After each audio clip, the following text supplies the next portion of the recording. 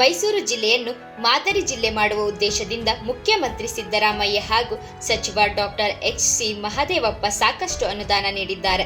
ಆದರೂ ವಿರೋಧ ಪಕ್ಷದ ಭಾರತೀಯ ಜನತಾ ಪಕ್ಷ ನಾಯಕರು ಪ್ರಚಾರಕ್ಕಾಗಿ ಆಧಾರರಹಿತ ಆರೋಪಗಳನ್ನು ಮಾಡುತ್ತಿದ್ದಾರೆ ಎಂದು ಸಂಸದ ಸುನಿಲ್ ಬೋಸ್ ಆರೋಪಿಸಿದರು. ತಿ. ನರಸೀಪುರ ವಿಧಾನಸಭಾ ಕ್ಷೇತ್ರದ ವ್ಯಾಪ್ತಿಯ ವಿವಿಧ ಗ್ರಾಮಗಳಲ್ಲಿ ರು. 6.15 ಕೋಟಿ ವೆಚ್ಚದ ವಿವಿಧ ಅಭಿವೃದ್ಧಿ ಕಾಮಗಾರಿಗಳಿಗೆ ಬುಧವಾರ ಭೂಮಿ ಪೂಜೆ ನೆರವೇರಿಸಿ ಅವರು ಮಾತನಾಡಿದರು.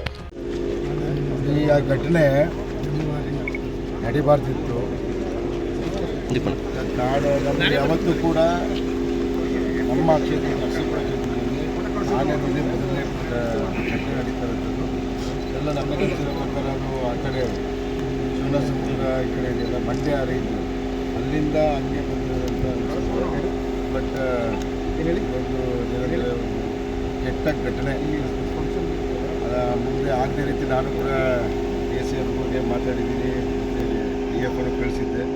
5 ಲಕ್ಷ ಪರಿಹಾರಕ್ಕಿಂತ ಹೆಚ್ಚಾಗಿ ಒಂದು ಮನುಷ್ಯನಿಗೆ ಪ್ರಾಣಕ್ಕೆ ಬೆಲೆ ಕಟ್ಟಕ್ಕೆ ಆಗದೇ ಇರೋಂಥದ್ದು ನಾನು ಎಲ್ಲರಿಗೂ ಸೂಚನೆಯನ್ನು ಕೊಟ್ಟಿದ್ದೀನಿ. ಮುಂದೆ ಈ ರೀತಿ ಆಗದೇ ರೀತಿಯಲ್ಲಿ ಈ ರೀತಿ ಘಟನೆ ನಡೀಬಾರ್ದು ಅಂತೇಳಿ ಎಲ್ಲ ಅಧಿಕಾರಿಗಳು ಸೂಚನೆ ಕೊಟ್ಟಿದ್ದೀನಿ. ಮುಂದೆ ರೀತಿ ಘಟನೆ ಆಗೋದಿಲ್ಲ ಅಂತ ಅವರು ಹೇಳಿದ್ದಾರೆ. ನಾನು ಕೂಡ ಅದಕ್ಕೆ ಸಂಪರ್ಕದಲ್ಲಿದ್ದೀನಿ.